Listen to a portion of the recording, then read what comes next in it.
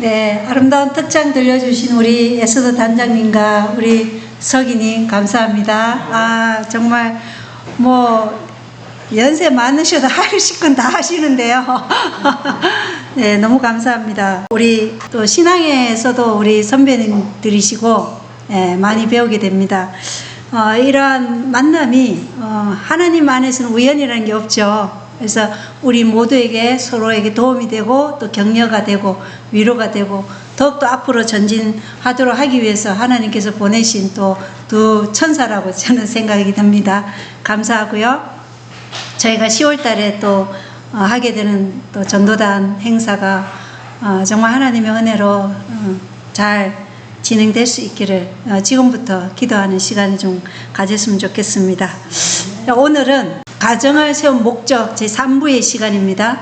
지난 시간에 이어서 오늘은 참된 고등교육이라는 주제로 여러분에게 말씀드리고자 합니다. 말씀드리기 전에 어떤 주제를 청중에게 제대로 전달하기 위해서 얼마나 시간이 필요한 것 같습니까? 90분이 필요하다고 나와요. 이 90분이 필요하다는 의견은 교육 및 기획 분야에서 널리 받아들여지는 보편적인 접근 방식 중 하나라고 합니다. 그래서 이 90분의 시간이 인간의 뇌가 집중력을 유지할 수 있는 자연스러운 생체 주기와 밀접한 연관이 있다고 해요. 그래서 90분 법칙을 적용해서 오늘 좀 말씀을 드리고자 합니다. 자, 우리가 지난 시간에 배웠던 말씀 보면 가정과 건강 17쪽에 보면 지역사회와 교회와 국가의 심장은 가정이라 그랬죠. 그래서 사회의 안녕과 교회의 성공과 국가의 번영은 뭐에 달려있다고 그렇게요? 가정에 달려있다 이렇게 얘기해요. 그리고 부조와 선지자에는 질서정연한 그리스도인 가정은 그리스도인 신앙의 실제에 대한 불신자가 논박할 수 없는 강력한 논정이다 이렇게까지 말씀하고 있어요. 그래서 이 말씀을 준비하는 저의 가정 또한 그리스도인의 가정으로서 불신자들이 논박할 수 없는 그런 논정이 되기를 간절히 소원하는 마음으로 사실은 말씀을 준비하였습니다. 우리 모든 가정이 이렇게 되어야 되겠죠. 예. 참된 고등교육에 대해서 재림신도의 가정 484쪽에는 우리는 부모로서 또한 그리스도인으로서 우리의 자녀들을 올바르게 지도할 의무가 있다. 그들은 주의 깊고 지혜롭게 또한 친절하게 그리스도와 같은 봉사의 길로 인도되어야 한다. 우리는 우리의 자녀들을 하나님의 봉사 사업을 위하여 양육할 신성한 계약을 하나님과 맺고 있는 것이다. 자, 우리는 하나님과 계약을 맺고 있어요. 어떤 계약이요? 우리의 자녀들을 하나님의 봉사 사업을 위하여 양육할 신성한 계약을 맺고 있다는 것입니다. 그들로 하여금 봉사의 생활을 선택하도록 하며 또한 필요한 훈련을 받을 수 있는 가마력으로서 그들의 주의를 돌려주는 것은 우리의 첫째 의무이다. 우리의 의무가 무엇인지 분명하게 재림신도의 가정에 기록되어 있습니다. 재림신도의 가정 294쪽에는 감사할 줄 모르는 자녀들을 위하여는 하늘에 있을 곳이 없다 이렇게 기록되어 있어요. 나는 사탄이 청년들의 마음에 눈을 어둡게 만들어서 하나님의 말씀의 진리를 이해할 수 없게 하는 것을 보았다. 그들의 감각은 너무나 둔하여져서 거룩한 사도의 다음과 같은 명령에 유의하지 아니한다.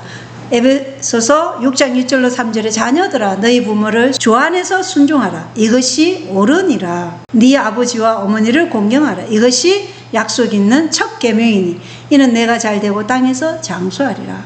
그래서 하나님께서는 부모를 주 안에서 순종하고 부모를 공경하면 땅에서 장수한다. 이 뭐예요? 영생을 누린다는 것이죠. 예, 그러한 삶을 사는 자녀들은 영생에 이른다는 것입니다. 그리고 골로새서 3장 20절에는 자녀들아 모든 일에 부모에게 순종하라. 이는 주 안에서 기쁘게 하는 것이다.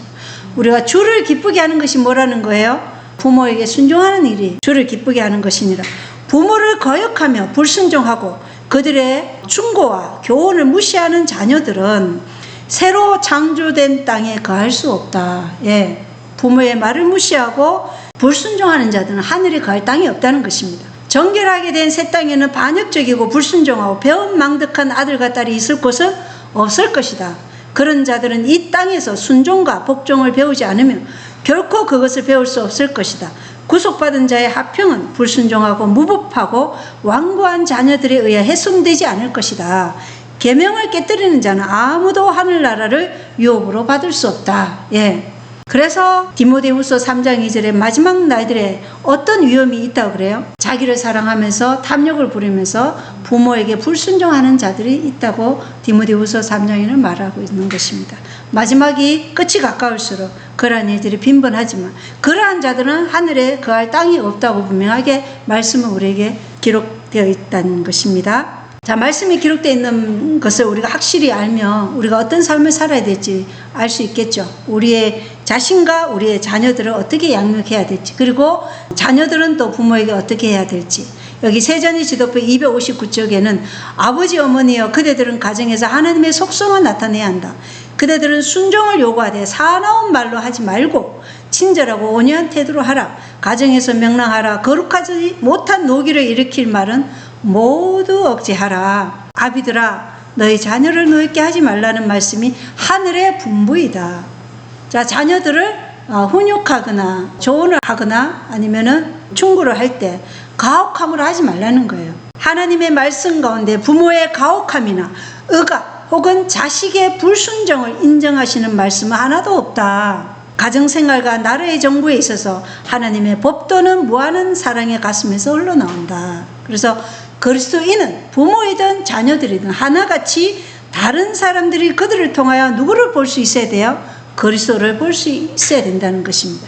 그게 바로 누구에게 영광 돌리는 거예요? 하나님께 영광 돌리는 것이다. 그럼으로써 우리는 반드시 부모도 가혹함이나 억압적으로 자식을 대하지 말고 자식도 부모에게 불순종하거나 또 부모의 말을 무시하면 안 된다는 것입니다. 그리스도인 선교봉사 206쪽에는 가정은 자녀들의 최초의 학교이다. 따라서 봉사 생애를 살기 위한 기초가 가정에서 놓여져야 한다. 그대의 생애의 가장 큰 업무는 가정에서 선교인이 되는 것이다. 가정을 주신 목적, 자녀들을 주신 목적이 뭐예요? 가정이라는 학교에서 선교사로서 양성하라는 게 하나님의 목적이에요. 그래서 가정이라는 것을 창세기 2장에 지구를 창조하시고 하나님께서 안식일과 가정을 최초로 주신 두 율법이었던 것입니다. 그래서 예수님도 마가복음 10장 45절에 사람의 아들 인자는 섬김을 받으러 오지 아니하고 도리어 섬기며, 누구를 섬겨요? 우리 죄인들을 섬기며 자기 생명을 많은 사람의 대속물로 주려고 왔느니라. 예수님도 우리를 섬기려고 오셨다는 것입니다. 그리고 천사들도 히브리서 1장 14절에 모든 천사들은 구원의 상속자가 될 자들을 위해 섬기라고 보내어진 섬기는 영들이 아니냐. 그래서 천사들도 구원받을 자들을 섬기려고 보내준 영들이라는 것입니다. 그러면 우리에게도 마찬가지로 우리의 자녀들이 무엇이 되도록 해야 된다는 것이에요? 선교사가 되도록 훈련시켜야 된다는 것입니다. 그래서 섬김의 정신을 길러서 자녀들이 선교사가 되도록 하는 것이 가정의 목적이라는 것입니다. 재림 신도의 가정 484쪽에 그리스도를 전거하는 성공적인 방법은 모든 사람이, 우리 에스더 전도단은 외국에도 가지만 다 외국에 선교사로 갈 수는 없으나 모든 사람이 할 수 있는 일이 있는데 그것이 뭐다? 그들의 가정과 이웃들에게 가정 선교사가 될 수 있다. 예. 가정에서 선교사가 될 수 있고 교회 안에서 선교사가 될 수 있다는 것입니다. 교인들이 그들 주위에 있는 자들에게 기별을 전할 수 있는 방법은 많이 있다. 가장 성공적인 것 중에 하나는 도와주고 이기심 없는 그리스도인 생애를 하는 것이다. 많은 희생을 들여가면서 인생의 싸움터에서 싸우고 있는 자들은 아무런 비용도 들지 않는 작은 관심으로 소생함을 받아 힘을 얻을 수 있을 것이다. 단순하게 말해진 친절한 말, 단순하게 보여진 작은 돌봄이 그 영혼은 음습해오는 유혹과 의심의 구름을 일소하여 줄 것이다.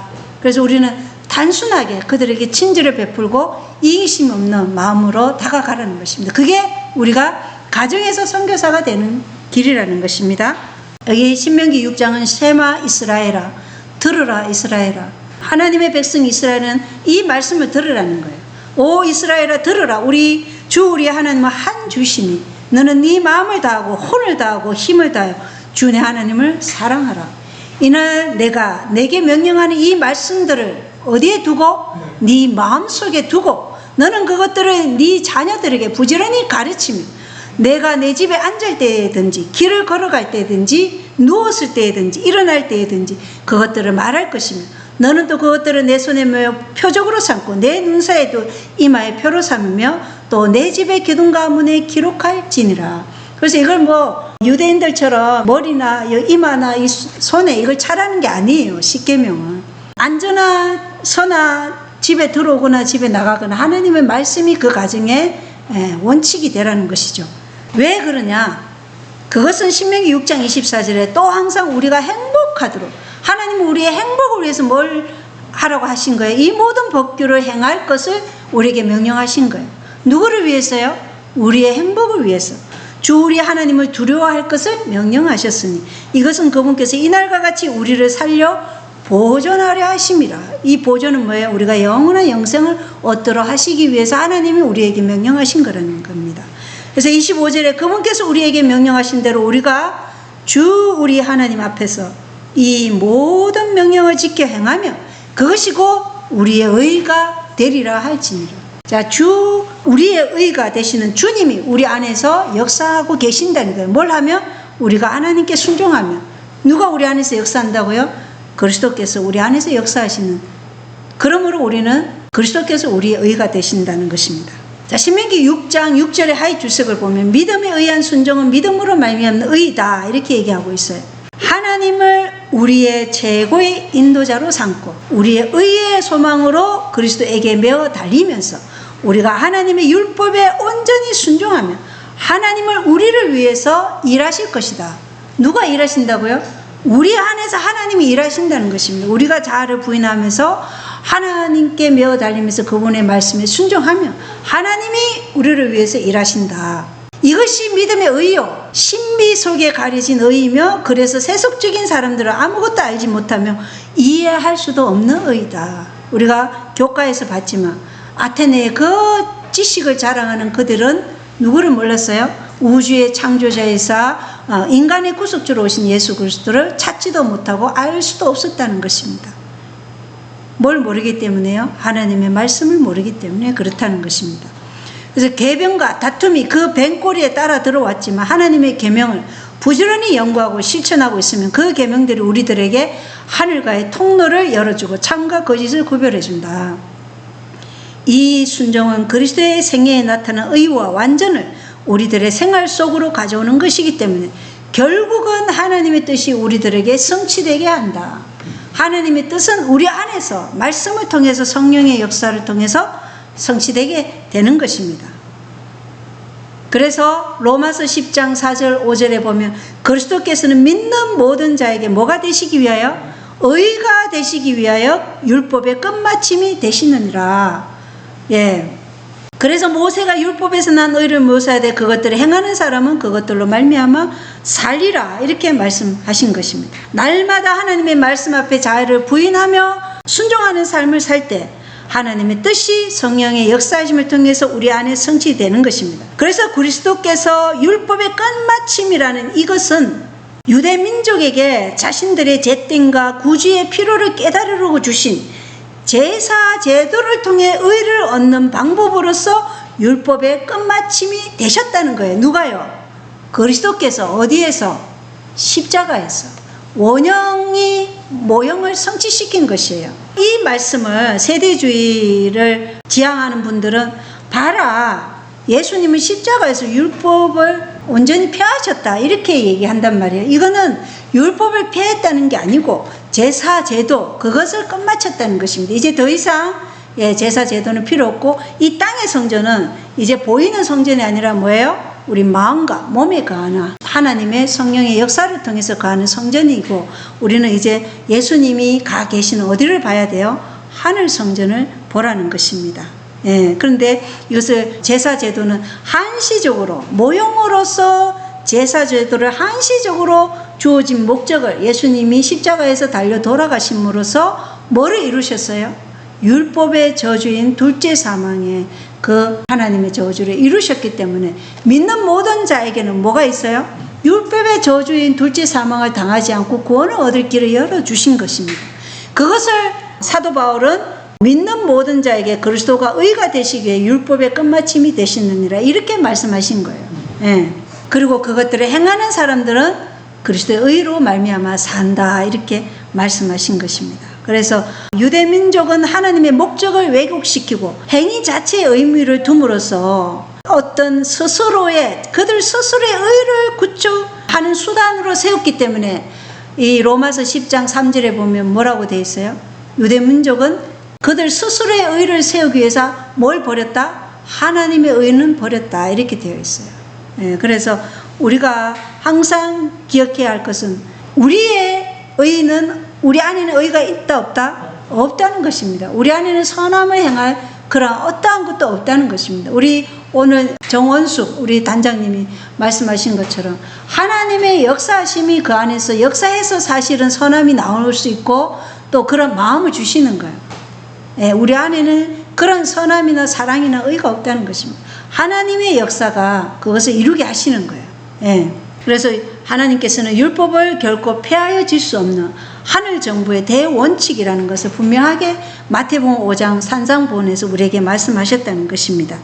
그래서 에베소서 6장 1절로 3절 우리 아까 읽었죠. 주 안에서 부모에게 순종하면 이것이 옳고 또 네가 땅에서 장수하게 되고 골로새서 3장 20절도 너희가 부모에게 순종하면 주를 어떻게 한다고요? 매우 기쁘게 하느니라. 매우 기쁘게 한다. 예, 우리가 주를 기쁘게 하기 위해서는 부모에게 순종하면 주를 매우 기쁘게 한다고 하나님께서 말씀하고 계셔요. 그래서 에베소서 6장 4절의 하이 주석을 보면 설교보다 더 큰 능력이 무엇인가 분명하게 얘기하고 있어요. 부모들이여 하나님이 그대들에게 바라시는 것은 그대들의 가정을 하늘에 있는 가정의 표본이 되게 하는 것이다. 자녀들을 잘 보호하라. 그들에게 부드럽고 친절하게 하라. 아버지와 어머니와 자녀들은 사랑의 한검사슬로 연결되어야 한다. 잘 정돈되고 잘 훈련된 한 가정은 세상에 있는 모든 설교보다 기독교의 능력을 나타내는데 더욱 큰 힘이 있다. 이렇게 분명하게 말씀하셔요. 그래서 우리가 세상에 그 어떤 목사님의 설교보다도 기독교의 능력을 나타내는 그러한 일은 어디에서 시작된다고요? 잘 정돈되고 잘 훈련된 가정에서부터 시작된다. 예, 이러한 우리 모든 가정이 되기를 바랍니다. 에베소서 6장 11절에 보면 우리에게 마귀의 관계들을 능히 대적하며 서기 위해서 하나님의 전신갑주를 입으라 이렇게 되어 있어요. 그래서 이 말씀에 보면 원고 63쪽에 보면 하나님은 모든 사람이 다가오는 큰 사열을 대비하여 완전 무장을 하고 서 있기를 바라신다 이렇게 말씀이 되어 있어요. 그래서 우리는 모두 다 전신갑주를 입어야 되는데 뭐에 대한 전신갑주예요? 하나님의 말씀으로 우리 품성이 인쳐지는 그런 전신갑주를 입어야 된다는 것입니다. 그래서 하나님의 힘으로 의를 보호하는 그대의 흉배를 붙이라.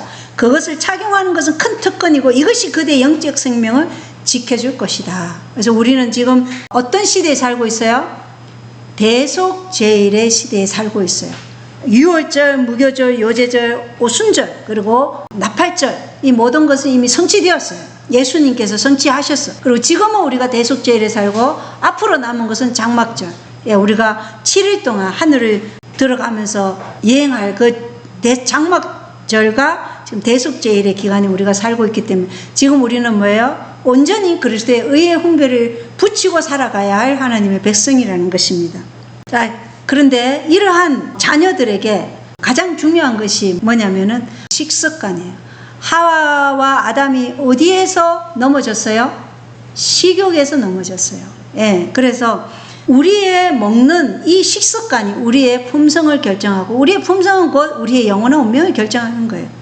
그래서 식생활과 음식물에 관한 것면 43쪽에 보면 현 세대는 정신적, 도덕적, 육체적 능력이 있어서 허약하다. 이 모든 불행은 타락한 사람이 하나님의 율법을 범하기 때문에 한 세대에서 다음 세대로 축적되었다. 가장 큰 죄들이 타락한 식욕의 방종 때문에 저질러진다. 예. 타락한 식욕의 방종 때문에 가장 큰 죄들이 저질러지고 먹고 마시고 잠자고 보는데 과도한 방종은 죄이다. 오늘날 우리의 청년들과 부모들도 마찬가지예요. 핸드폰 하나로 방 안에 딱 문 걸어 잠그고 있으면 보고 읽고 하는 데서 우리가 뭔 죄를 지었는지도 몰라요. 예. 예전에는 TV가 거실에 있었지 요즘은 그냥 손바닥에 TV가 다 있어요. 손바닥 하나에 있는 이 핸드폰으로 모든 죄악을 범할 수 있는 거예요. 보는 것으로, 듣는 것으로. 예, 그런데 이러한 것에 과도한 방종은 죄라는 것입니다.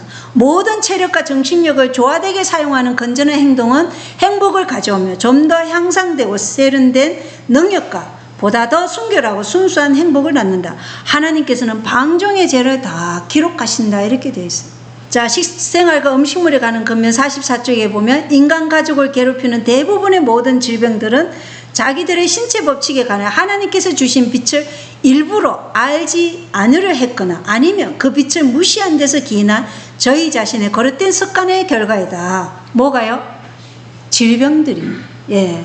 거의 대부분의 질병들이 그렇다는 것입니다. 우리 몸에 암덩어리가 자라고 몸이 뭐가 이상이 오고 다 모든 것은 뭐예요? 하나님께서 주신 이 식습관에 관한 빛을 알지 않으려 했거나 아니면 그걸 무시한 데서 기인한 잘못된 식습관의 결과라는 것입니다. 예. 우리가 생명의 법칙을 범하며 살 때 하나님을 영화롭게 할 수 없다. 자, 부모에게 순종하더라도 생명의 법칙을 범하며 사는 것은 하나님을 영화롭게 할 수 없다는 것입니다. 유혹에 방종하는 동안에는 하나님께 계속해서 헌신할 수도 없다. 예, 육식에 방종하면 하나님께 계속해서 헌신할 수도 없다고 얘기해요. 계속적인 정욕의 해로운 방종 때문에 병든 몸과 혼란한 지성은 몸과 영의 성화를 불가능하게 한다. 그래서 너희 몸을 거룩게 하게 할지니 분명하게 말씀하셨어요. 우리가 병든 몸을 가진 양을 제사를 지낼 때 가지고 오나요? 절대로 안 가져오죠. 그래서 하나님은 우리의 몸과 마음도 병들지 않고 맑은 정신으로 그리고 건강한 몸으로 하나님께 나오기를 바라요. 우리가 식탁에 올려진 육식과 육식이 첨가된 인스턴트 음식물, 이러한 것들은 하나님께서는 방종이라고 얘기하는 것이에요. 출애굽한 이스라엘 백성이 하나님께서는 그들이 잘 순종할 수 있는 품성을 만들어주기 위해서 뭘 주셨어요? 만나를 주셨어요. 예, 천사들이 먹는 음식을 주셨어요. 그러므로 이제 우리가 하늘 가나안 땅에 들어가 하나님 백성들의 식탁에도 뭐가 있으면 안 된다고요? 육식이 있으면 안 된다. 그래서 오늘날 인스턴트 음식에도 육식이 너무나 많이 들어가 있어요. 예, 이러한 것들을 우리가 어떻게 해야 돼요? 예, 이기려고 애쓰는 자마다 절제하나니, 이렇게 고린도전서에 나와 있어요. 그래서 절제가 필요하다는 것입니다. 그런데 하나님께서는 율법에 순종하기만 하며 우리의 몸을 어떻게 해요? 애굽에 내린 모든 질병으로부터 우리를 구원하셔서 온전히 깨끗게 하신다고 분명히 약속하셨어요. 사도는 성공적인 그리스도인 성품의 완성을 위해 몸의 건강 상태가 중요하다는 것을 알았다. 그는 내가 내 몸을 쳐 복종하게 하면 내가 남에게 전파한 후에 자기가 도리어 버림이 될까 두려워함이라고 말한다. 그가 말하는 성령의 열매들 중에는 절제가 포함된다. 그리스도 예수의 사람들은 육체와 함께 그 정과 욕심을 십자가에 못 박았느니라고 갈라디아 5장 24절에 말씀하고 있어요. 그래서 식욕의 고삐를 늦추면 그리스도인의 완전함에 이룰 수 없다. 예, 하나님께서 못 박았다는 것입니다. 식욕에 방종하고 식욕의 고삐를 늦추면 그리스도인의 완전함에 이룰 수 없다는 것입니다. 절제하는 자들에게는 뭐가 주어진다고요? 썩지 않을 면류관이 주어진다고 분명하게 말씀하셨습니다. 그래서 식욕을 이기지 못하면 그리스도인의 완전함에 이를 수 없다. 이것을 분명히 또 우리가 상기시키고 우리의 식욕을 이기려고 애쓰는 자가 되었으면 좋겠습니다. 또 식습관에 대해서 건강개혁 사업은 전진할 것이다. 그러므로 그것에 반대하는 일에 대하여 주의하라. 우리가 하나님의 사자로서 변질된 식욕의 방종에 대하여 단호한 정언을 전해야 하지 않겠는가? 하나님께서는 과실과 곡식을 풍부하게 준비하셨는데 우리는 그것을 건강에 좋게 요리할 수 있으며 적당한 분량을 사용할 수 있다. 그렇다면 어찌하여 사람들이 육류를 계속하여 선택하는가? 육식이 차려진 식탁에서 다른 사람들과 함께 그것을 먹는 목사들을 우리가 신임할 수 있을까? 너희는 너희 하나님 여호와께서 너희에게 명령하신 명령을 삼가 지키라. 건강법칙을 범하는 사람마다 분명히 하나님의 불쾌하심을 입을 것이다. 오, 만일 우리가 자신을 부인하며 그리스도의 성품의 덕성을 실천하면서 신중하게 행하기를 좋아한다면 우리는 날마다 얼마나 풍성한 성령을 받을 것인가, 이렇게 분명하게 말씀하고 있어요. 육식이 차려진 식탁에서 다른 사람들과 함께 그것을 먹는 목사들을 우리가 신임할 수 있을까, 이렇게까지 말씀하셨어요. 근데 오늘날 많은 분들이 그들의 가정의 식탁에서 육식이 차려지고 있다는 것입니다. 이제는 가정을 넘어서 교회 안에서도 육식이 차려져 있고 또 모이는 모임 장소에서까지도 육식이 차려져 있다는 것입니다. 슬픈 일입니다. 우리가 하늘 가나안 땅에 갈 백성들인 출애굽한 이스라엘 백성들을 하나님이 뭘 먹이셨는가 분명히 아시게 되길 바랍니다. 자, 세단의 지도법에는 고기는 언제나 최선의 식물은 되지 못했다. 그리고 오늘날의 육식은 이중으로 부당하다. 그것은 동물의 질병이 매우 급속히 증가되기 때문이다. 육식을 하는 사람들은 그들이 먹는 것이 어떠한 것인지 별로 알지 못한다.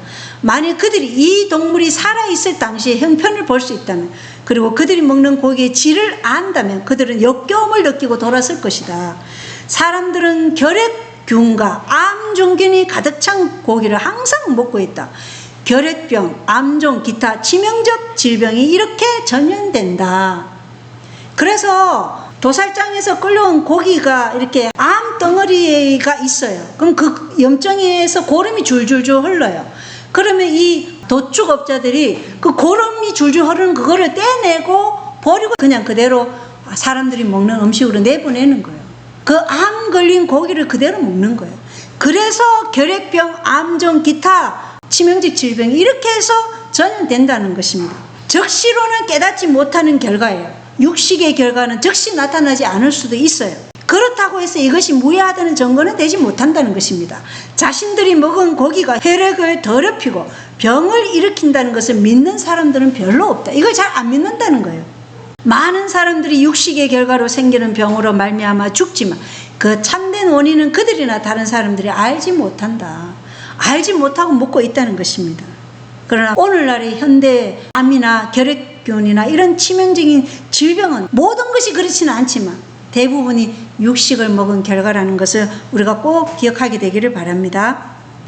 자, 식생활과 음식물에 관한 금면 400쪽에는 만일 우리의 식욕이 죽은 동물의 고기를 요구한다면, 죽은 시체인 그 동물의 고기를 요구한다면 영혼을 거스려 싸우는 육체의 정욕을 부인할 은혜를 주시도록 주님을 향하여 금식 기도하는 것이 필요하다. 육식과 진하고 맛 좋은 음식을 변경시키는 데 있어서 금식은 유익하다는 것입니다. 만일 우리가 아직까지 이 육식을 요구하는 그러한 유혹에서 우리가 벗어나지 못한다면 뭘 하라는 거예요? 금식을 통해서 주님께 기도하라는 것입니다. 은혜를 달라고. 청년들뿐만 아니라 장년들까지도 하늘에 들어갈 백성들은 지금 이 식욕의 탐욕으로부터 구원해 주실 은혜를 구하시게 되기를 바랍니다. 자, 그리고 이 참된 고등교육에는 실제적인 교육이 필요한 것입니다. 실제적인 교육은 세자녀 지도법 357쪽에 노작 교육은 이전보다 훨씬 더 관심을 가져야 할 문제이다. 최고의 지적, 도덕적 교양을 주는 동시에 신체의 발육과 실업 교육을 할 수 있도록 최상의 설비를 갖춘 학교들이 설립되어야 한다. 할 수 있는 대로 가장 유용한 실업과 함께 농업, 제조업, 경제, 영양, 요리, 그리고 재봉, 위생적인 의복 만들기, 질병의 치료, 그와 비슷한 여러 가지 방면의 교육을 해야 할 것이다. 정원, 작업장, 또 치료실을 준비할 것이요. 모든 방면의 일이 숙련된 교사에 의해 지도되어야 한다. 오늘날 이런 학교가 찾기 쉽습니까? 거의 없어졌죠. 예. 그래서 이제는 어디서 해야 되는 거예요? 가정에서 해야 되고 교회 공동체에서 이걸 해야 되는 것이에요. 그래서 자급자족 시골 생활을 하게 되었다고 부모의 역할이 끝났다고 생각한다면 큰 착각이라는 것입니다. 자급자족 시골 생활은 이제부터가 하나님의 인침을 받기 위한 훈련의 시간이라는 것이에요. 그래서 자연을 통해서 삶과 죽음, 부활 등에 대한 구원의 계획을 자녀들과 함께 연구를 하고, 우리의 자녀들이 뭘 알아야 되냐면 생리학, 요리, 바느질, 농업, 간호학, 건축 등 삶에 필요한 실제적인 교육을 통해서 선교사로 준비되어야 하는 것입니다. 가정을 주신 목적이 뭐라고요? 선교사로서 준비되기 위한 것이 가정을 주신 목적이라고 말씀하셨어요. 그래서 주님이 우리를 위해 이 땅에서 섬기는 자로 사신 것처럼 우리 또한 뭐예요? 소망 없이 죽어가는 영혼들을 구원하려는 섬기는 자가 되어서 이 땅에서 살기 위해서는 반드시 이러한 실제적인 교육이 필요하다는 것입니다. 자, 주거 환경은 우리가 어떤 주거 환경을 원하시는가? 하나님께서는 구호봉사 197쪽에 악에 대한 유혹, 환난과 범죄, 불행과 불결 등이 있는 도시를 떠나 시골의 정적과 평안과 순교를 찾아가는 일이 그들에게 얼마나 큰 축복이 될 것인가. 많이 부지런하고 자급자족하게 되려면 대단히 많은 사람들이 도움과 격려와 교훈을 받아야 한다. 가난한 가정들이 많다. 그들은 시골에 정착하게 해주고 땅에서 생계를 유지하는 방법을 그들에게 가르쳐 주므로 그들을 도와주는 것이 그들에게 가장 좋은 선교 사업이 될 것이다. 예. 우리가 다른 사람들을 시골에 정착할 수 있도록 도와주는 것도 뭐예요? 가장 좋은 선교 사업이다. 이렇게 말씀하고 있어요. 선교 사업은 여러 가지가 있어요. 먼저는 말씀을 전하는 말씀 선포에 대한 선교가 있고, 해외 선교도 있고, 또 전도지를 집집마다 뿌리는 씨 뿌리기 전도도 있고, 또 아픈 이들에게 창조주의 사랑으로 치유할 수 있는 의료 선교도 있고, 도움이 필요한 이웃에게 선한 감화를 끼치는 가정 선교사도 있고, 시골 생활에 정착할 수 있도록 도와주는 시골 정착을 도와주는 가정 선교도 있다는 것입니다. 예, 그래서 우리의 선교 사업이 여러 방면인데 하나님은 각자 은사에 따라서 이 선교사가 되도록 우리를 부르셨다는 것입니다. 자, 전도서 8장 11절에 보면 악한 일에 대한 판결이 속히 집행되지 아니하므로 사람들의 아들들의 마음이 악을 행하려고 그들의 속에서 완전히 고정되었도다. 이렇게 말씀되어 있어요. 마음에 품은 악이 하나님의 심판이 속히 임하지 않기에 서서히 익어서 열매를 맺을 때가 올 것인데, 그때는 이 악이 어떻게 된다고요? 완전히 고정된다는 것입니다. 악이 완전히 고정된다면 그 악을 행하는 자가 누구처럼 된다는 거예요? 사단처럼 된다는 것입니다. 그래서 마지막 때 늦은 비 성령을 받지 않는 자들은 다 누구의 정신이에요? 사단의 정신으로 부모나 또 자식이나 또 아내나 남편을 서로 죽음에 내어주는 일을 한다고 대정투에 기록되어 있어요. 그래서 하나님의 말씀을 듣거든 듣는 즉시 어떻게 해야 된다고요? 예, 마음을 강박하게 하지 말고 자아를 부인하고 순종하라고 하나님께서 말씀하고 있는 것입니다. 그래서 여기 재림신도의 가정 293쪽에 보면 진리를 아누라고 공언하는 자 가운데 그들의 부모에게 마땅히 드려야 할 존경과 사랑을 드리지 아니하고 부모에게 사랑을 나타내지도 아니하며 부모의 소원에 불복종함으로써 그들을 존경하지 아니하며 부모들의 걱정을 들어주려고 노력하지 않는 자들이 많다. 그들은 뭘 알지 못한다고요? 네 부모를 공경하라고 하신 말씀에 대해서 알지 못하고, 네 하나님 나 여호와가 네게 준 땅에서 네가 장수하리라는 말씀의 뜻도 또한 마찬가지로 알지 못하기 때문에 부모에게 불순종한다. 우리의 부모의 소원은 뭐예요? 우리의 자녀들과 함께 어디로 가는 거예요? 하늘나라로 가는 거예요. 그렇게 되기 위해서는 이 땅에서 우리가 뭐가 되어야 된다는 거예요? 선교사가 되어야 된다는 거예요. 먼저는 가정 선교사가 되고, 그리고 준비되면 하나님께서 해외 선교사 보내고. 자, 재림신도의 가정에 보면 이 반역하는 시대에 있어서 올바른 교훈과 단련을 받지 아니한 아이들은 그들의 부모들에 대한 의무감을 거의 가지지 않는다.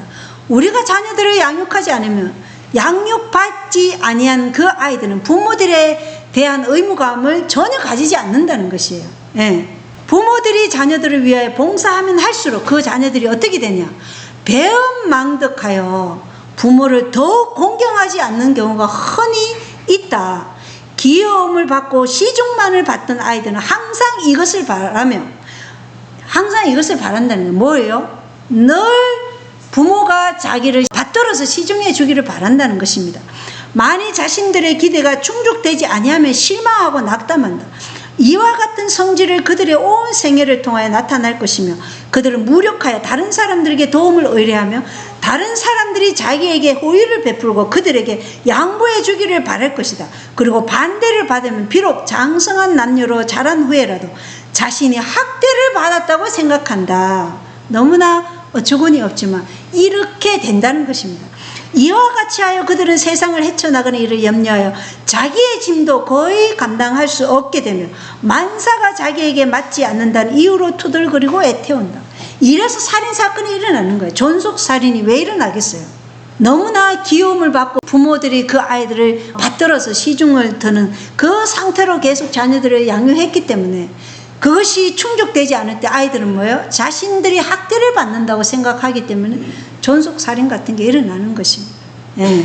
올바른 교훈과 단련을 받지 않은 아이들은 그들의 삶에서 뭐가 없어요? 절제라는 게 없어요. 식욕에 대한 절제, 그리고 죄를 승리하고자 하는 그러한 절제가 없다는 것입니다.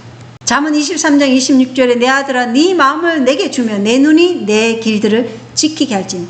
그래서 하나님께서는 마음을 누구에게 달라는 거예요? 나에게 다오 그러는 거예요. 하나님께 네 마음을 주면 내가 어떻게 한다고요? 내가 네 길들을 지키게 할 것이니라 이렇게 말씀하고 있는 거. 재림신도의 가정에는 부모들은 다른 어떤 사람이 차지할 수 없는 아주 큰 사랑과 존경을 받을 자격이 있다. 부모들은 그런 자격이 있다는 것입니다. 부모들에게 돌보라고 맡긴 영혼들을 위한 책임을 지우신 하나님께서는 아이들의 초년생의 동안에는 부모들이 그들에 대해서 하나님의 위치에 서도록 친히 정하여 놓으셨다. 아이들의 초년생의 동안에는 부모들이 하나님 위치에 서도록 친히 정하여 놓으셨다. 그렇다고 컸다고 해서 머리가 굵어졌다 해서 그런 위치가 아닌가요? 그게 아니라는 거예요. 예. 그러므로 부모의 정당한 권위를 부인하는 자들은 하나님의 권위를 부인하는 자들이다. 예. 부모의 권위를 부인하면 하나님의 권위를 부인한다. 다섯째 계명은 자녀들에게 부모를 공경하고 복종하고 순종하도록 요구할 뿐만 아니라 부모들을 사랑하고 친절을 베푸며 부모들의 염려를 들어주며 부모들의 명성을 지키며 부모들이 늙었을 때 도와주고 위로할 것을 요구하고 있다. 하나님께서는 당신의 말씀 가운데 밝혀진 가장 분명한 의무, 그 부모에 대한 자녀의 의무를 정면으로 거역하는 자들을 흥하게 하실 수 없으시다. 그들이 만일 그들의 육친의 부모를 존경하지 못하고 공경하지 못한다면 그들은 그들의 창조주를 존경하지도 사랑하지도 않을 것이다. 예. 우리는 마지막 대쟁투가 안식일이라는 것을 알아요. 그러나 그 안식일은 날에 있는 것이 아니고 누구의 권위에 순종하느냐 그것이에요. 그럼 오늘날 부모에게 순종하지 않는 자들은 하나님의 권위에 순종하게 될 수 없다는 것을 분명하게 말씀하고 있어요. 그럼 그 아이들은 뭐예요? 짐승의 표를 받기 위해서 준비되고 있다는 것이에요. 오늘 겸손한 마음으로 우리는 부모께서 말씀하고 있는 하나님의 말씀을 하나님의 권위의 말씀으로 받아들이게 되기를 소원합니다. 재림신도의 가정에는 자녀들이 믿지 않는 부모를 모시고 있어서 어떤 가정에는 자녀들은 하나님의 말씀으로 살려고 하는데 부모들이 믿지 않는 부모를 모시고 있는 자녀들이 있어요. 예. 부모의 분부하심이 그리스도의 명령과 일치하지 않을 경우는 그럼 어떻게 해야 되는가? 고통스럽다 할지라도 하나님을 순종하고 그 결과는 하나님께 맡겨야 한다. 이렇게 분명하게 말씀하고 있어요. 예. 고통이 따르지만 결과를 하나님께 맡기고 누구에게 먼저 순종해야 돼요? 하나님께 순종해야 된다는 것입니다. 왜요? 우리의 모든 삶의 우선은 예수 그리스도의 말씀이기 때문에 그렇습니다. 그 말씀에 순종하면 하나님께서는 다음 것은 다 책임을 지시겠다는 약속의 말씀이에요. 많은 사람들이 다섯째 계명을 범하고 있다. 말세에는 자녀들의 불순종과 불경이 너무나 현저하여지므로 하나님께서는 특별히 그것을 경고하셨으며 또한 그것은 종말이 가깝다는 한 징조이다. 말세가 가까울수록 자녀들의 불순종과 불경이 너무나 현저하여진다. 어느 가정이든 그렇다는 것입니다. 그것은 사단이 젊은이의 마음을 거의 완전히 지배하고 있다는 것을 보여주고 있다. 많은 젊은이들이 노인들을 더 이상 존경하고 있지 않다. 이렇게 기록되어 있어요. 예. 슬프게도 오늘날 젊은이들이 지금 그들의 먹는 것, 그들이 받는 교육, 그들이 보고 읽고 듣고 하는 모든 것들로 인해서 이렇게 지금 변화되고 있다는 것입니다. 부자와 선지자에는 하나님께서 그들에게 주신 시간과 재물과 지력의 낭중을 이 세상 신들을 섬기는 데 써버린 자들은 심판 때 그 일에 대하여 답변해야 할 것이다. 그들은 편의와 세속적 향락의 길을 따르기 위하여 참 사랑의 친구 그리스도를 버렸다. 그래서 오늘날 청년들이 경박한 오락과 의복에 대한 허영심과 식욕의 방종은 마음을 굳게 하고 양심을 마비시켜 진리의 음성을 듣지 못하게 하였다. 의무는 멸시를 받았다. 오늘날 청년들이 왜 그렇게 된다고요? 양심이 마비되었어요. 무엇 때문에? 경박한 오락과 의복에 대한 허영심과 식욕의 방종 때문에 그들의 양심이 마비되었다는 것입니다. 무한히 가치 있는 사물은 경히 여김을 받고 마침내 인류를 위해 그처럼 큰 것을 주신 그리스도를 위해 모든 것을 희생하고자 하는 마음을 잃어버렸다.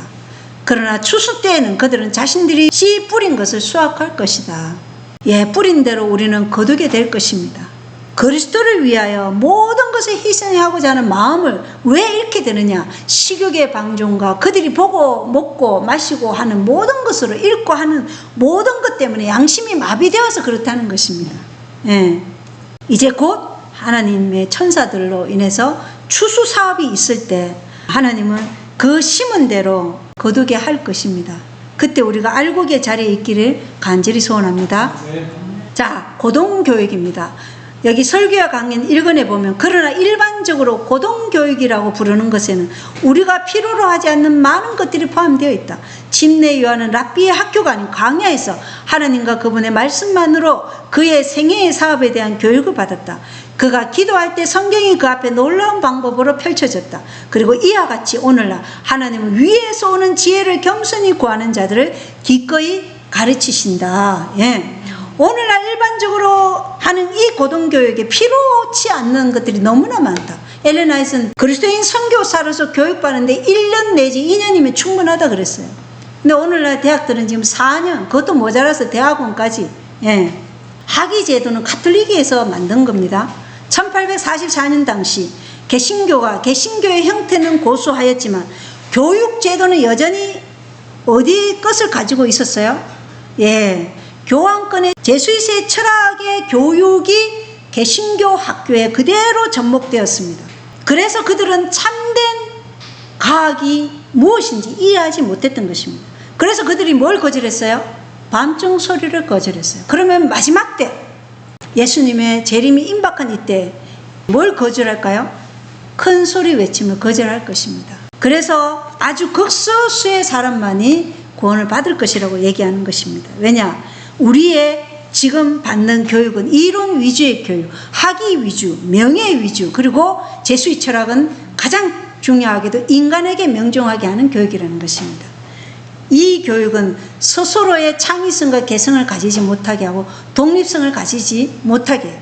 교회가 명령하는 대로 그대로 하라고 얘기하는 것입니다. 그것이 교황권에 가지고 있는 제수의 철학입니다.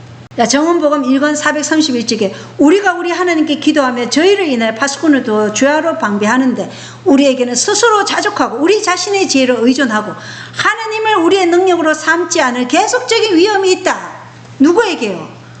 아테네처럼 많이 배운 사람들이 지식을 추구하고 자신의 지혜를 의지하고 자신의 지혜를 높이고자 하는 자들은 스스로 자족하고 우리 자신의 지혜를 의존하고 하나님을 우리의 능력으로 삼지 않을 계속적인 위험이 있다는 것입니다. 우리가 만일 위험을 느낀다면 우리는 느헤미야가 한 것처럼 기도하게 될 것이고 느헤미야처럼 위기의 때 우리를 안전하게 할 확실한 방비를 갖추게 될 것이다. 만일 우리가 부주의하고 무관심한다면 틀림없이 사단의 관계에 정복당할 것이다. 우리는 방심하지 말아야 한다. 그래서 우리는 스스로 자족하지 않고 자신의 지혜를 의존하지 않게 되기를 바랍니다. 자, 그리고 고등교육에 대해서 나는 그리스도의 봉사 사업에 대한 몇 말씀을 읽어주기를 원한다. 이것과 관련하여 우리는 그분의 제자들에게 하신 그리스도의 대사명을 읽어보자. 무엇이 참된 고등교육인지 분명히 아시기 바랍니다. 마태복음 28장 16절로 20절을 인용하면서 그분의 제자들에게 그리스도께 주신 이 지시야말로 진정한 고등교육이다. 이렇게 하나님께서 말씀하셨어요. 무엇이요? 마태복음 28장 16절로 20절. 그것이 무엇인데요? 예수님께서 그들에게 나와 말씀하여 이르시되 하늘과 땅에 있는 모든 권능이 내게 주어졌느니라. 그러므로 너희는 가서 모든 민족들을 가르치고 아버지와 아들과 성령의 이름으로 그들에게 침례를 주며 내가 너희에게 명령한 모든 것을 그들에게 가르쳐 지키게 하라. 보라, 내가 세상의 끝까지 항상 너희와 함께 있으리라 하시니라. 이것이 바로 진정한 고등교육이라고 주님께서 말씀하신 것입니다. 선교사로서 준비되는 것이 가정을 주신 목적이라는 것이에요. 많이 배워서 자신의 지혜를 의존하고 자신의 지혜를 높이고 자신의 의를 높이지 말고 우리는 주님께서 명령하신 이 대사명을 가지고 지금 살아가는 주의 백성들이 되어야 된다는 것입니다. 이 세상에서 가장 높은 교육은 하나님의 말씀을 가르치는 데서 발견되고 이 가르침을 받고 매일의 생활에서 이것을 수행하는 것은 사람이 얻을 수 있는 가장 높은 교육을 받아들이는 것이다. 아멘이죠. 큰 소리로 아멘이 나와야 되는 거예요. 네. 이것이 가장 높은 교육을 받아들이는 것이라고 말씀하고 있어요. 이것만이 중요하죠. 이것만이 우리를 하나님의 도성 안으로 들어가도록 지켜주는 유일한 참된 고등교육이라고 얘기하고 있어요. 네. 이 참된 고등교육을 우리 부모들과 자녀들은 절대로 잊어서는 안 되는 것입니다. 이것이 우리가 하나님과 언약 관계에 있는 자들이라는 것입니다. 하나님께서 우리를 부르신 목적이 바로 이 대사명을 우리로 하여금 하게 하기 위해서 우리를 부르신 거예요. 이것을 잊지 않게 되기를 간절히 소원합니다. 자, 고등교육에 보겠어요. 신물경 107쪽에 참된 고등교육은 하나님의 말씀을 연구하고 순종함으로 얻어진다. 그러나 하나님의 말씀을 제쳐두고 사람을 하나님과 천국으로 인도하지 못하는 서적을 선택할 때에는 그 얻은 바 교육은 교육의 왜곡인 것이 된다. 하나님의 말씀을 제쳐두고 사람의 철학을 하나님과 천국으로 인도하지 못하는 그런 인간이 저술한 그러한 인간 철학의 서적을 선택할 때에는 그 얻은 바 교육은 뭐가 된다는 거예요? 왜곡된 교육이라는 것이에요. 천연계 가운데는 신비한 진리가 있고 땅과 바다와 하늘은 진리로 충만해 있다. 이것들은 모두 다 우리의 교사이고 천연계는 큰 소리로 하늘의 지혜와 영원한 진리를 가르쳐주고 있다. 그래서 우리의 삶은 도시가 아니라 한적한 시골이어야 된다고 말씀하고 있어요. 천연계는 하나님이 창조주 되시고 그분의 품성이 사랑이심을 자연의 아름다움을 통해서 늘 우리에게 말씀해주고 있기 때문입니다. 그리고 그 천연계 가운데 인지하시는 하나님을 늘 바라보면서 우리는 사랑이신 하나님께 늘 순종하는 훈련을 해야 하고, 이 자신을 부인하는 순종의 훈련이 없다면 우리가 시골 생활을 하는 목적 자체가 잃어버린 게 된 것입니다. 자급자족 시골 생활하는 목적이 뭐예요? 바로 심판날에 더 큰 하나님의 저주의 형벌을 받지 않고 온전히 주님께서 우리에게 말씀하신 그 제자들을 가르쳐 지키게 행하라는 그 대사명을 우리가 붙잡고 살아가는 선교사의 훈련을 하는 것이 시골 생활을 주신 이유인 것입니다. 그래서 참된 고등교육이 하나님의 말씀을 연구하고 순종함으로 얻어진다. 아멘이죠. 네. 자, 고등교육에 대해서 좀 더 보겠습니다. 진리를 알지 못하는 사람들을 찬양하는데 더 이상의 시간을 소모하지 말라. 때가 가깝기 때문이다. 예언의 신은 분명히 뭐예요? 그리스도를 가르치지 않는 학교에 누구를 보내지 말라 그랬어요? 자녀들을 보내지 말라. 그러면 그리스도를 가르치지 않는 학교에 자녀들을 보내는 것은 곧 뭐라고 얘기하는 거예요? 그 자녀를 누구에게 바쳤다 그래요? 몰렉 신에게 바쳤다고 얘기까지 하고 있어요. 우리의 자녀들을 지금 세상 학교에 보내고 있다는 것은 우리의 자녀들을 누구에게 바치고 있다는 말씀이라고요? 몰렉 신에게 바치고 있다. 이것은 예언의 신의 말씀이에요. 제 말이 아니에요. 때가 가깝습니다. 지금은 일반적으로 고등교육이라고 부르는 이론으로 정신을 빼앗길 시간이 있다 없다? 없다고 말했어요. 우리에게 단 1초의 시간도 낭비할 시간이 없다고까지 말씀하셨어요. 심령을 그리스도와 같은 현상으로 동화시키는 경향이 없는 것에 바쳐진 시간은 내세를 위해 많은 시간을 잃어버리게 한다. 매 순간이 영원한 이해관계를 가지고 있기 때문에 우리는 그렇게 할 수 없다. 오늘날 살아있는 사람들을 심판하는 큰 사업이 시작되려는 때 우리는 성화되지 못한 야망이 마음을 점령하도록 허용하고 이 위기의 때 피로를 채워주는데 요망되는 교육을 등한히 해야 할 것인가? 하나님의 말씀은 등한히 하면서 세상에 인간을 찬양하는 데 시간을 소모하는 일이 없도록 지금 우리에게 말씀하고 있다는 것입니다. 모든 경우에 있어서 짐승의 표, 곧 그의 우상을 받을 것인지 아니면 살아계신 하나님의 인을 받을 것인지를 결정해야 한다. 모든 경우라는 것은 뭐예요?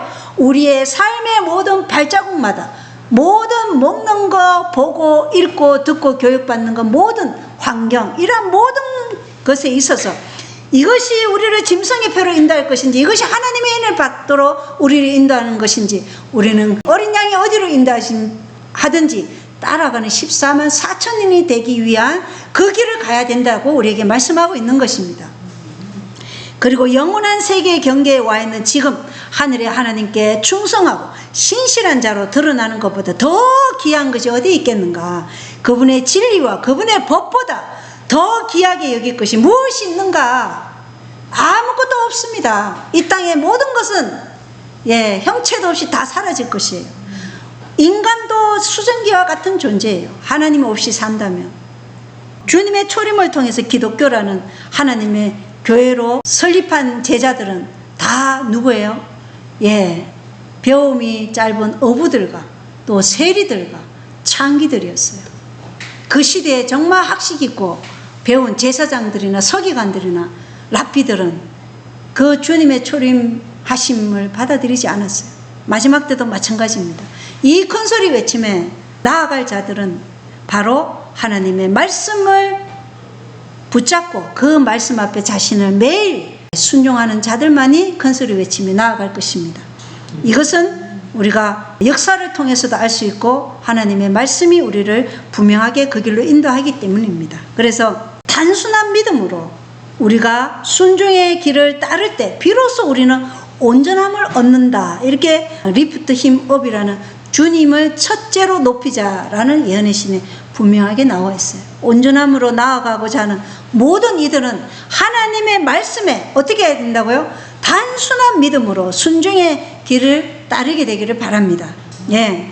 세상은 지금 짐승의 표를 강요하기 위해 준비하고 있습니다. 기사를 한번 보겠어요. 2022년 3월 18일 차 없는 1월 국제에너지기구 세계 석유 수요 감축을 위한 10가지 계획을 발표했어요. 자, 국제에너지기구가 10가지 계획에 따르면 서행운전, 앞으로 고속도로 달리는 그 속도가 엄청 낮아져요. 서행운전, 그리고 에어컨 온도 낮추기, 일요일 차량 운행 금지, 재택근무 등을 세계 석유 수요 감소를 위한 긴급 조치로 채택해야 한다는 기사예요. 에너지 감시 기구라는 것은 우리의 모든 것을 감시한다는 거예요. 감시 기구이기 때문에. 그래서 10가지 계획에 고속도로 제한 속도를 낮춘다. 예, 고속도로 제한 속도가 더 낮아진다는 것입니다. 지금 80km 달리는 속도를 더 낮추라는 거예요. 그리고 주 3일 재택근무예요. 그리고 도시에서 매주 일요일은 차량 통행이 금지됩니다. 대중교통 요금을 낮추고 걷기와 자전거 타기를 장려하고 대도시 도로에서의 자가용 이용을 격일제로 이틀에 한 번, 자가용도 있어도 우리가 마음대로 탈 수 없어요. 차량을 공유를 늘리고 연료 사용량을 줄이는 방식을 도입하게 돼요. 화물 트럭의 효율적인 운전과 상품 배송 장려, 그리고 항공기 대신 고속열차 및 야간열차 이용, 비즈니스 항공편 이용 최대한 줄이기, 전기차 및 고효율 차량 도입을 강화한다. 이게 10가지 계획이에요. 자, 이 기사가 언제 난지 아십니까? 무슨 전쟁 때 이 기사가 나왔을까요? 우크라이나와 러시아 전쟁 때입니다.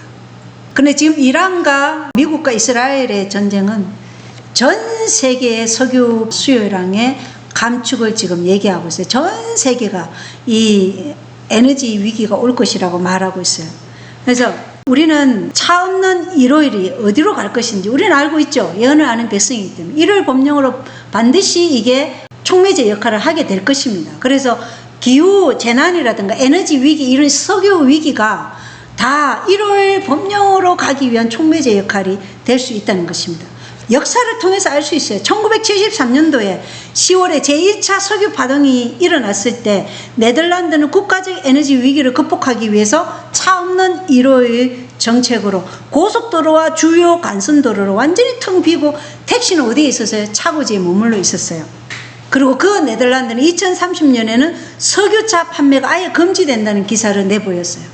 우리가 앞으로 석유차 운영 제대로 못할 시기가 와요. 그리고 전기차는 전기차로 하라 그러는데 전기차는 또 배터리가 이렇게 사고를 많이 일으키는데, 어쨌든 이러한 일로 인해서 1월 법령이 세워지고 15분 도시가 시행되는 그런 일이 일어날 것 같다는 것을 우리가 알 수 있죠.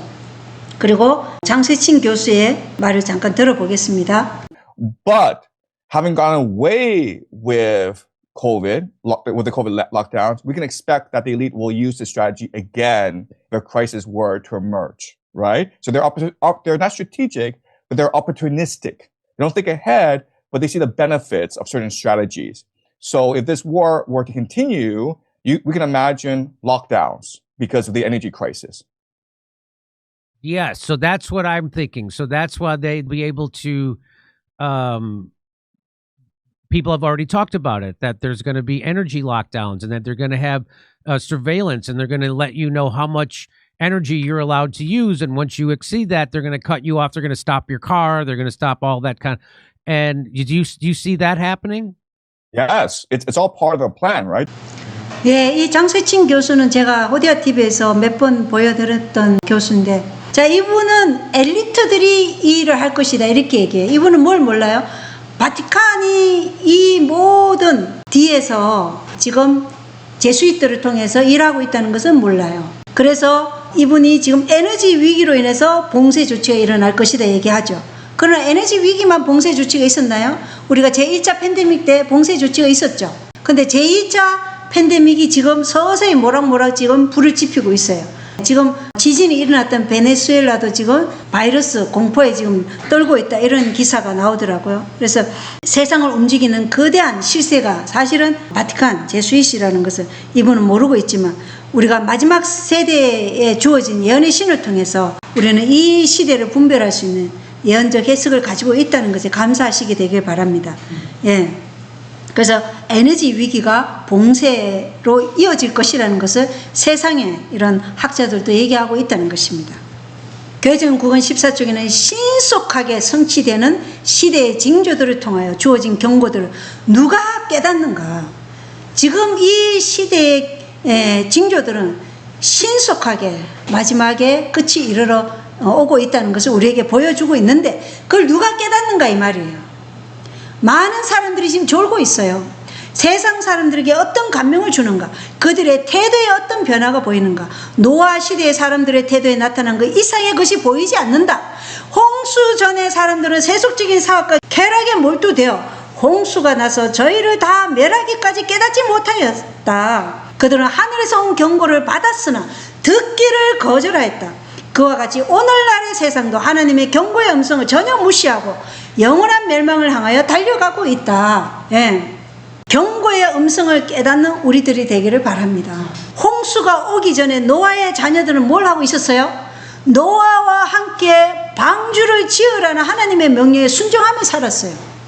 그래서 지금 우리는 뭐예요? 그리스도를 피난처로 하는 그 그리스도의 방주를 지어야 될 때라는 것입니다. 노아의 때와 동일하게 주님 오시는 재림이 너무나 임박함에도 불구하고 하나님의 경고의 음성은 지금 무시되고 있고 세속적인 것들을 위해 지금 우리와 우리의 자녀들은 영원한 멸망을 향해 달려가고 있다는 것입니다. 말씀이 그것을 얘기하고 있다는 것입니다. 나는 우리가 가장 엄숙한 시대에 살고 있다고 말하고 싶다. 엘렌 하이스의 말입니다. 지난번에 주어진 이상에서 나는 오늘날 진리를 믿느라고 공언하는 사람들 중에 적은 부분에 속한 자들만이 진리로 성화되고 구원을 받을 것이라는 놀라운 사실을 보았다. 적은 부분만이 구원을 받을 것이라 얘기해요. 우리의 가정이 그 목적을 이루는 가정이 되고 우리의 그리스도께로부터 받은 이 대사명을 우리가 온전히 순종하면서 나아간다면 우리는 구원을 받을 것이지만 그렇지 않으면 우리는 다 짐승의 표를 받기 위해서 사단의 대열에 들어갈 것입니다. 많은 사람들은 그 사업에 단순함에서 벗어날 것이다. 그들은 세상에 동화되고 식욕에 동화되고 정욕에 동화되고 보고 또 교육받는 것에서 세상의 교육을 받으면 세상에 동화되는 건 당연하지 않겠습니까? 세상에 동화되고 우상을 간직하고 그들의 우상이 뭐예요?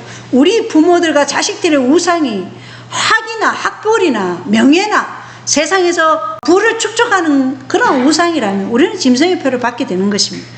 영적으로 죽은 상태가 될 것이다. 세상에 동화되고 우상을 간직하고 있으면 영적으로 죽은 상태라는 것입니다. 겸손하게 자아를 희생하면서 예수님을 따르는 자들은 냉담한 자들과 세상을 사랑하는 자들을 뒤에 남겨두고 완전함으로 나아갈 것이다. 누가요? 겸손하게 자아를 희생하면서 예수님을 따르는 자들만이 완전함으로 나아갈 것이다.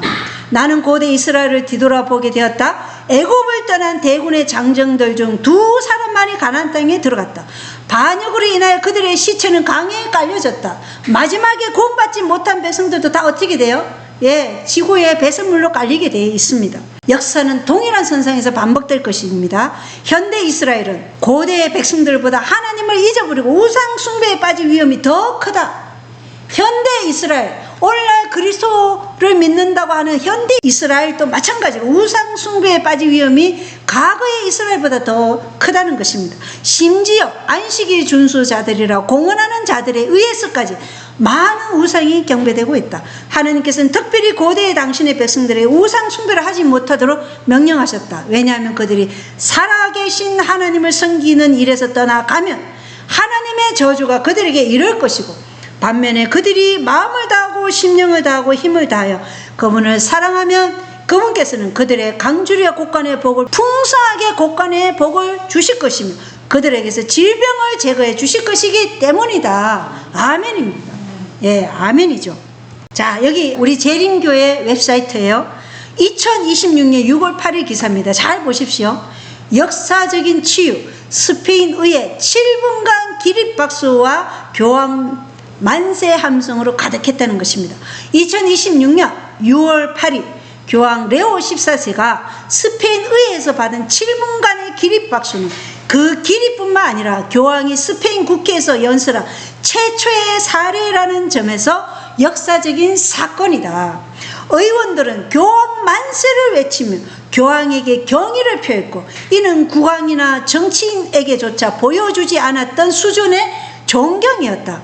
이 기립박수는 교황권이 행사하는 막대한 도덕적 정치적 영향력을 보여주는 증거다. AP통신은 그 환영 분위기를 이례적이고 역사적인 사건이라고 묘사했고 이는 교황청이 지구상에 그 어떤 기관과도 비교할 수 없는 특별한 위치를 차지하고 있음을 다시 한번 상기시켜 준다.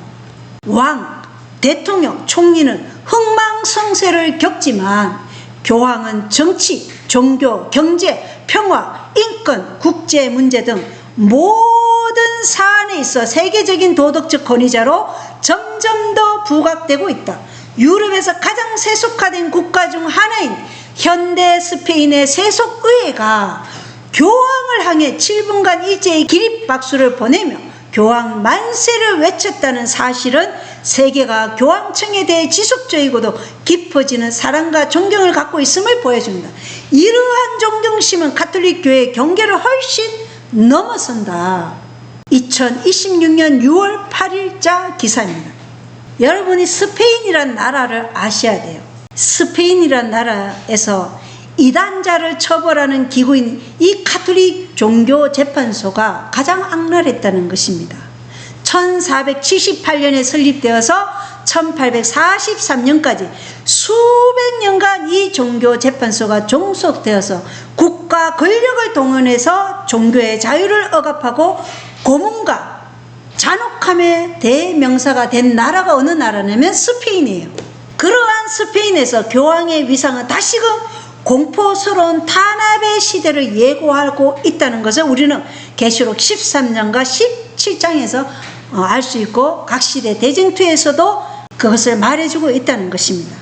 이 시대의 마지막 예언서라고 할 수 있는 대쟁투에는 하나님께서 인류에게 주신 최고의 책이라고 말할 수 있는 그 대쟁투에서도 이 가톨릭 교황권이 종교재판소에서 행한 그러한 모든 악랄한 이야기들이 나오고 있습니다. 교황은 모든 사안에 있어서 세계적인 도덕적 권위자로 점점 더 부각되고 있는데 이는 가톨릭 교회의 경계를 훨씬 넘어섰다는 것은 전 세계적이라는 것입니다. 이러한 시대가 지금 우리 앞에 있는데도 불구하고 우리는 지금 자녀들을 지금 몰렉신에게 바치고 있다는 슬픈 일이라는 것입니다. 우리는 정말 각성하고 우리의 자녀들과 함께 정말 금식을 통해서 기도함으로 우리에게 은혜를 베풀어 주셔서 우리가 하나님의 대사명을 성취시키는 그러한 작은 미랄이 될 수 있도록 하나님께 간구하게 되는 우리가 되기를 바랍니다.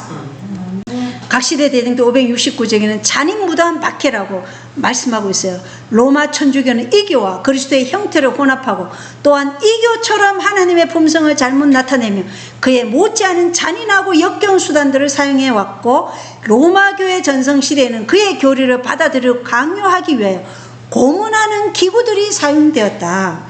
그의 주장을 인정하지 않는 자들을 위해 하영주가 있었고 심판 때까지는 결코 알려지지 않은 어떤 규모의 대량 학살들이 감행되었다. 우리는 알지 못하는 것들도 있었다는 것입니다. 교회의 지도자들은 그들의 주인이 되는 사단의 지배 아래 그들의 희생물이 된 자들에게 최대의 고문을 하면서도 그 생명을 종식시키지 않는 방법을 고안하기 위하여 연구하였다. 고문을 연구하기까지 했어요. 많은 경우에 사람이 더 이상 견딜 수 없을 정도의 극악 무도한 고문을 반복하였으므로 고통받는 자의 신체가 투쟁을 포기하였으며 그는 죽음을 즐거운 해방으로 환영하였다. 이러한 고문을 종교재판소라는 이름으로 가톨릭 교황권이 자행했는데 스페인이 가장 그 대명사라는 것입니다. 그러한 나라에서 교황이 7분간 스페인 의회에서 기립박수를 받았다는 것입니다. 이런 것이 로마교에 반대하는 자들의 운명이었다는 것입니다. 로마교를 반대하면 이러한 고문을 받았다는 것입니다. 로마교는 그 신봉자들에게도 채찍질과 굶주림의 고통과 인간이 고안해낼 수 있는 온갖 육체적 고통과 낙담시키는 방법으로 징계를 가했다. 그래서 로마교의 종교재판소는 백주에는 너무 무서워서 차마 볼 수 없는 고문을 아무도 볼 수 없는 옥중에서 반복하여 감행하였다고 대쟁투에는 기록되어 있어요. 자, 여기 한번 보시겠습니다.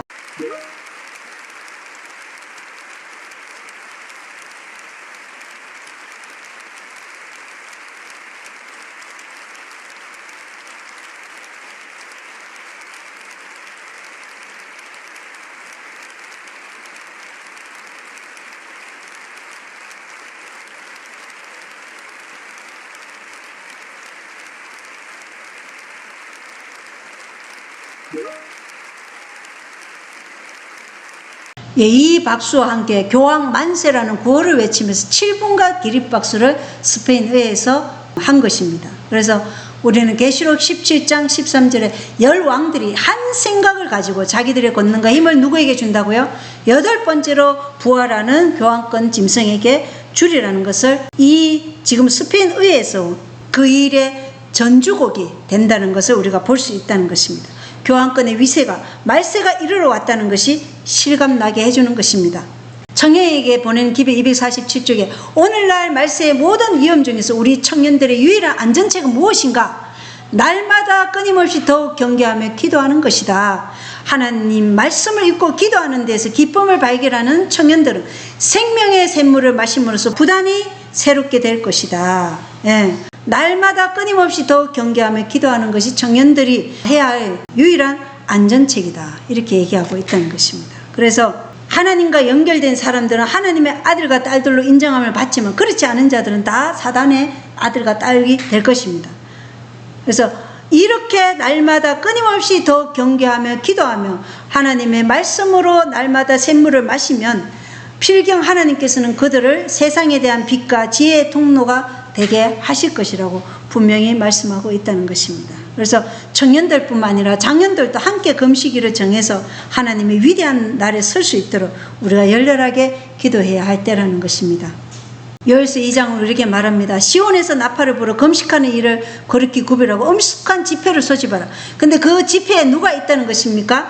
장로들과 아이들과 젖바는 자들도 다 모으라는 것입니다. 신랑도 신부도 제사장들도 다 모아서 우리가 하나님께 울며 탄식해야 되는 것입니다. 무엇이 되게 하기 위해서요? 우리가 선교사가 되도록 하신 그 그리스도의 대사명을 우리가 할 수 있도록 하나님의 동역자가 될 수 있도록 기도하라는 것입니다.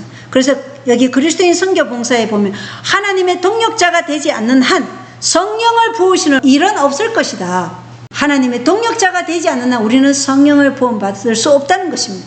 이른 비에 충만한 뿐만 아니라 늦은 비는 더더욱 받을 수 없죠. 성화는 전체를 드리는 것으로 그러한 자들의 유용성은 무한하다 이렇게 얘기하고 있습니다. 그래서 하나님께서는 장막 집회나 가정교회 모임과 교회의 집회는 이른 비와 늦은 비를 주기 위하여 하나님께서 정하신 기회들이라고 분명히 말씀하셨습니다. 그렇기 때문에 우리가 이러한 기회를 놓치지 않게 되기를 바랍니다. 예, 그리고 시온에서 나팔을 부르라 했기 때문에 율법을 맡고 있고 율법의 보관자인 SD에서 먼저 나팔이 불려지는 것입니다. 그래서 첫 번째 나팔이 1844년에 불려지고 마지막에도 이 첫째, 둘째, 셋째 나팔이 다시 불려지는 큰 소리 외침이 있을 때 SD가 먼저 나팔을 불게 될 것이고 그 다음에 이 남은 무리와 연합하는 무리들이 있을 것입니다. 자, 설교 강연에는 1897년 지금에도 많은 사람들이 같은 것을 행하고 있다. 왜냐하면 그들은 첫째와 둘째와 셋째 천사의 기별에 함축된 시험하는 기별의 경험이 있지 않기 때문이다. 자, 우리가 아무리 이론적으로 첫째 천사, 둘째 천사, 셋째 천사의 기별을 알고 있어도 그 세 기별의 경험이 없다면 그거는 아무런 소용이 없어요. 그래서 이런 기별들이 아직도 미래에 속한 것이라는 것을 증명하기 위해 성경을 연구하는 사람들이 있다. 그들은 기별의 진실됨을 함께 모으고 있으나 그들에게 예언적인 역사에서 그것들의 정확한 자리를 주는 데 실패하고 있다. 그러므로 그런 사람들은 그 기별을 놓는 데 관해 백성들을 잘못 인도할 위험이 있다. 우리가 첫째 천사, 둘째 천사, 셋째 천사의 기별을 경험하고 있지 않는 자들은 백성들을 어떻게 해요? 눈먼 자가 눈먼 자를 인도한다는 것입니다. 그들은 어디로 인도할까요? 예, 사단의 구름통이로 백성들을 인도할 것입니다. 그들은 마지막 때와 그 기별을 놓을 때를 알지 못하고 이해하지 못한다. 지금이 임박한 주의 재림이고 임박한 교황권이 8번째 짐승으로 부활할 때라는 것을 알지 못한다면 우리는 백성들을 잘못 인도할 것이라는 거예요. 하나님의 날은 엄밀한 발걸음으로 오고 있고, 그러나 스스로 지혜롭고 위대하다고 하는 자들은 자신의 지혜를 의존하고 자신의 지혜를 높이고 자신의 의를 세우는 자들이에요. 그들은 유한한 사람에게서 시작된 고등교육에 대해 쓸데없는 말을 하고 있다. 그들은 그리스도의 오심에 대한 징조들을 알지 못하면 세상의 종말에 대해서도 알지 못한다. 그리스도의 속히 오심에 대한 증거는 바로 우리 위에 있으며 우리 중에 많은 사람은 졸고 있다. 우리는 그 위에 세상의 종말이 오고 있는 우리를 위한 경고에 대한 중요한 진리들을 절반도 모으고 있지 않다. 만일 우리가 하나님의 말씀을 받아들이고 믿었다면 오늘날 우리의 상태보다 영적으로 훨씬 진보했을 것이다. 오늘날 설교단에서 그리스도의 재림에 대한 징조와 세상의 종말에 대해 각성시키는 경고의 음성은 아주 극소수로 외쳐지고 있어요. 세상에 동화되어서 세상의 음식과 인간을 찬양하는 이 세상의 교육 철학으로 세상을 사랑하는 많은 사람들은 세상에 종말이 오고 있는 이 위험을 인지조차 하지 못하고 진리의 성령의 음성을 거부하고 있다는 것입니다. 스스로 자신의 지혜를 의존한 자들은 하나님이 그들을 지키실 수가 없다는 것입니다. 그래서 우리는 이 첫째 천사의 기별이 경험이 무엇인지, 둘째 천사의 기별이 무엇이고 셋째 천사의 기별이 무엇인지 분명히 그것이 경험되어야 될 세상에 살고 있습니다. 설교 강연 계속 이어서 보면 불법이 곳곳에 난무하며 많은 사람들의 사랑은 냉담함으로 밀봉되었다. 우리가 영혼으로 신속히 휩쓸려갈 순간의 중요성을 이해하지 않고 백성을 하나님의 위대한 날에 서도록 준비시키지 않는다면 우리 이름은 하늘책에 불성실한 청지기로 기록될 것이다. 예.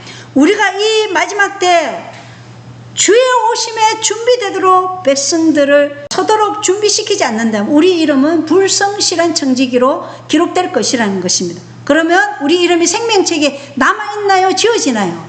지워진다는 것입니다. 파수꾼은 밤의 시간을 알아야 된다.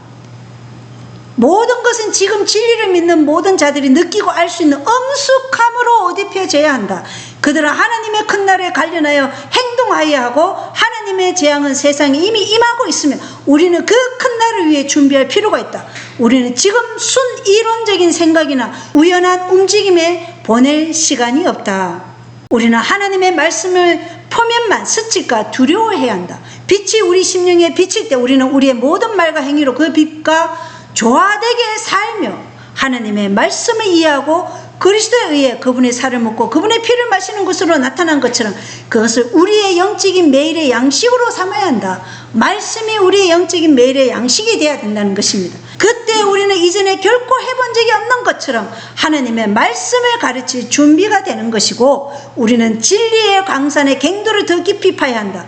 생애의 모든 사소한 것들은 지금 티끌에 불과하다.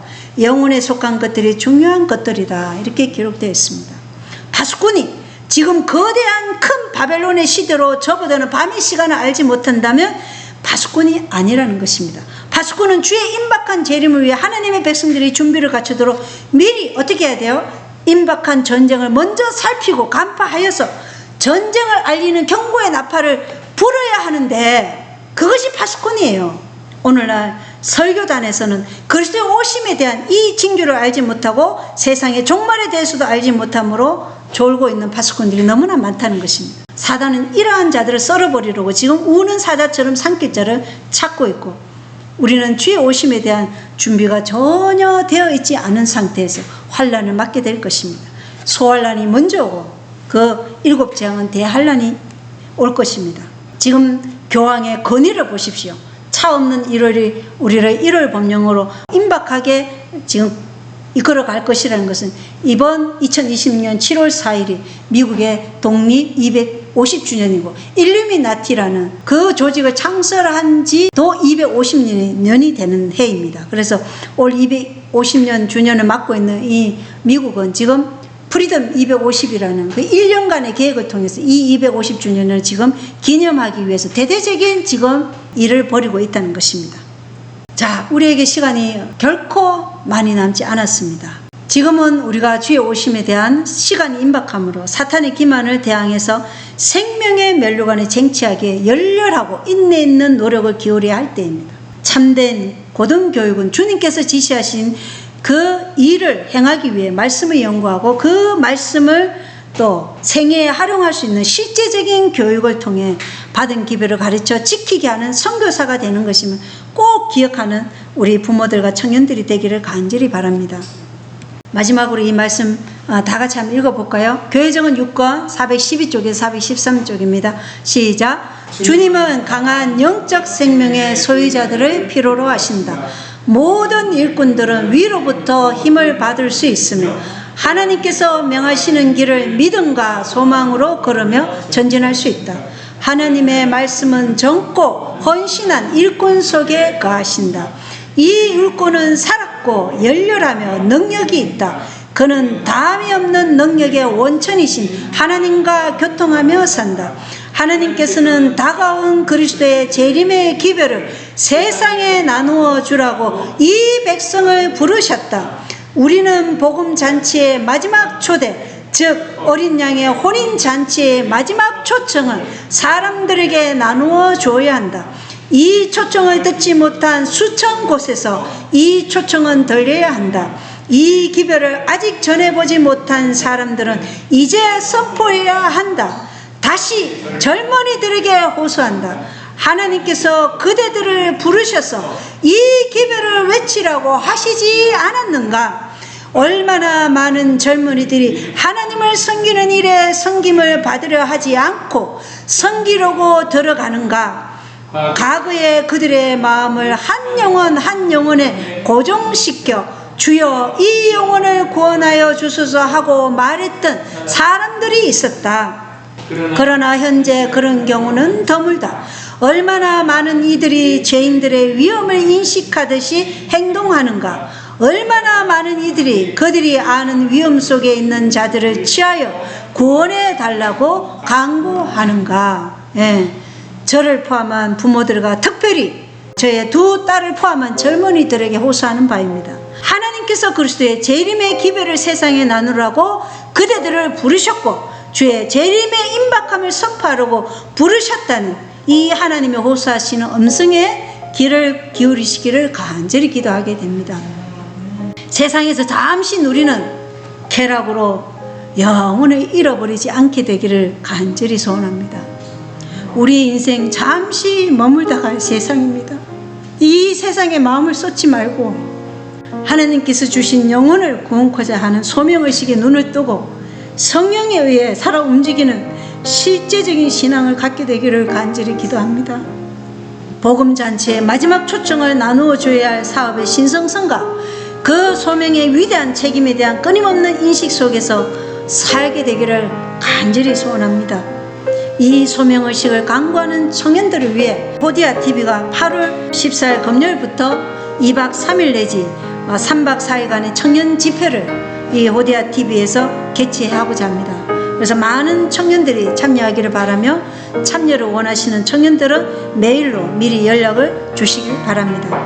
이 땅에 한 번 태어난 인생을 마지막으로 주님께 헌신하여 주님의 동력자가 되는 특권을 누리게 되기를 바라면서 오늘 참된 고등교육에 대한 말씀을 마치겠습니다. 감사합니다.